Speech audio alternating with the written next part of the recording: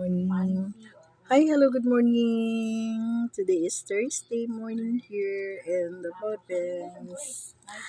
Aalis po ako guys kasi bibili ako ng mga gamot para sa aking grandson and also with me. So I need to go to the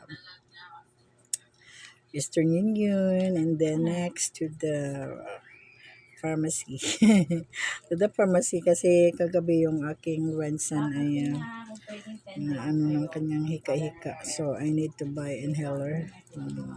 According to the sponsor, send us the money for him to buy some medicines.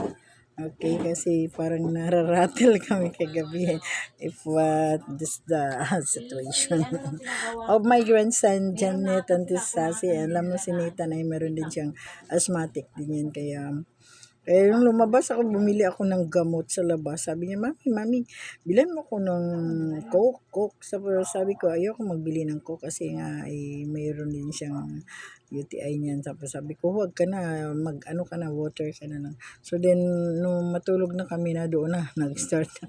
He is crying hard and then he cannot breathe well. So, napanik kami.